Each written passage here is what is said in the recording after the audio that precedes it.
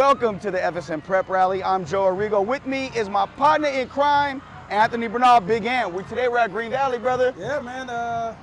We had a good victory over here at Green Valley, protected home turf.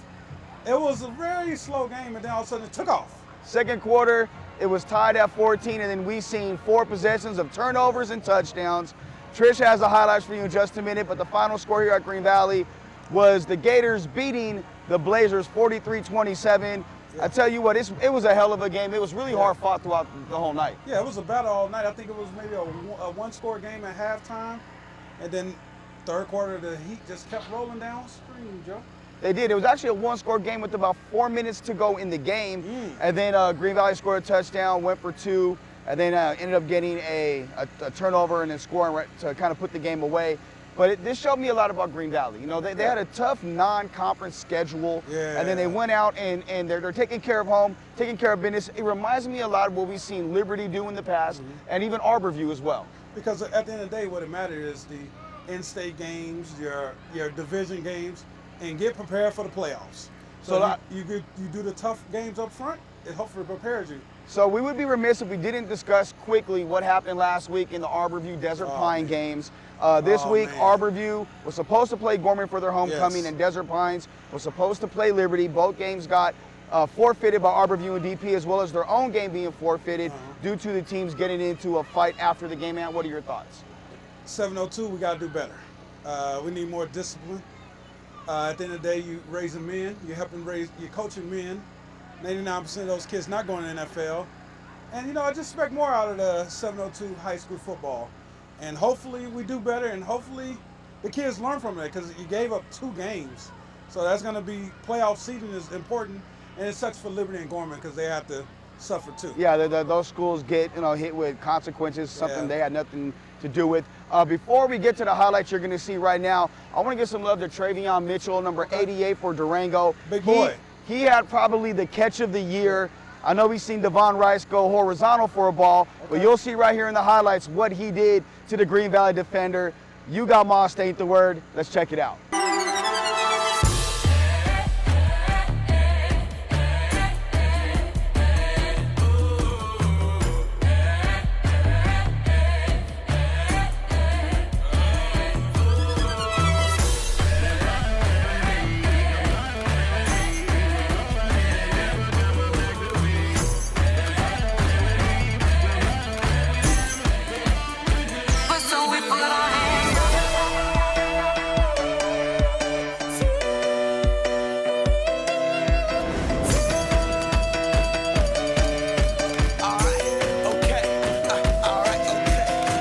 Return to the Mac, get up what it is, what it does, what it is, what it isn't. Looking for a better way to get up out of bed instead of getting on the internet and checking a new hit. Me get up, first shot, come strut walking. A little bit of humble, a little bit of cautious. Somewhere between like Rocky and Cosby's for the game. Nope, y'all can't copy up. Glad moonwalking, and this here is our party. My posse's been on. That's the FSM highlight reel brought to you by Franchise Sports Media, shot by Trisha Lacoste. All right, our player of the game is a junior from Green Valley High School.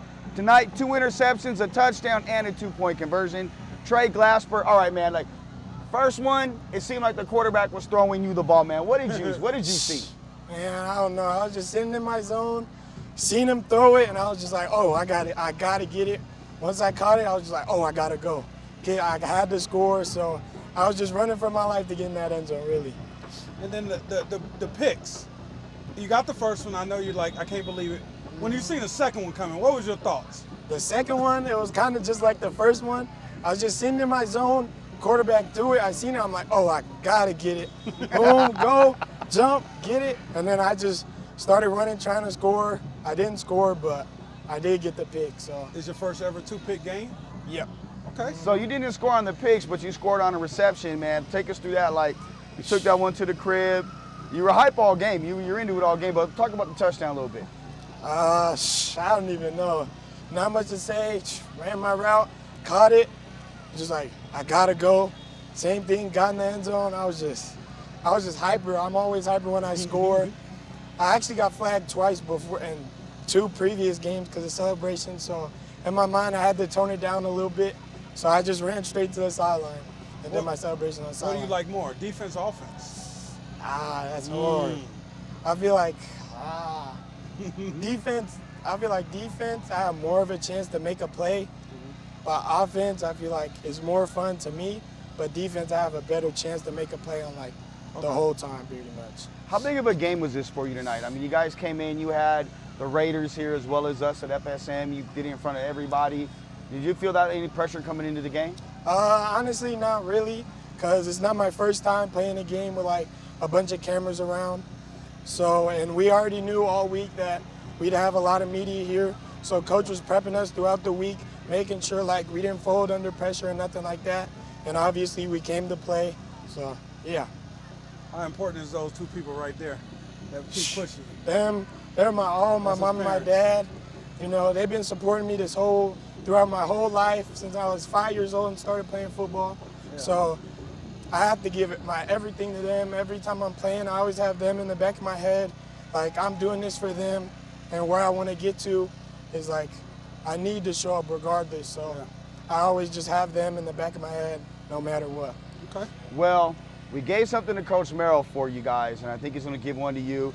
You guys will start seeing them. There's some FSM eye blacks. So you get some franchise eye blacks, something new. No one has them yet.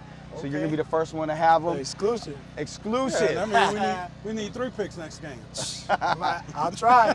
Hey, it's a big one next week against Foothill. Big one. Yeah. Got So- a lot of opportunities. A lot of picks. They throw a lot. They're not a bad team neither. So that's going to be a real fun and competitive game next week. So obviously this week's over. So starting Sunday, we're on the Foothill. Let's take a look at the FSM scoreboard from around the valley. Coming up next is Coach Clay Merrill.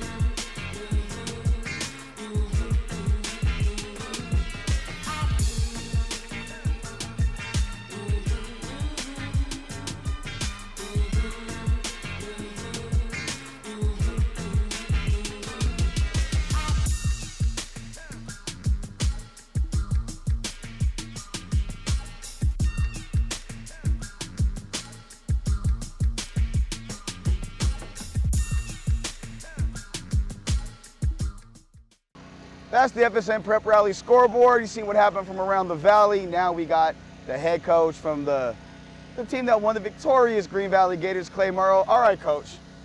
First of all, I'm glad we can make it out tonight. I mean, the first game was week 0, pouring rain. It was just crazy. Yeah. But to come out here tonight and see you guys play one, we were really impressed. Thank you. So you guys did a hell of a job putting everything together. But talk about this game. You come into the game, you know, you're playing schools in the valley now.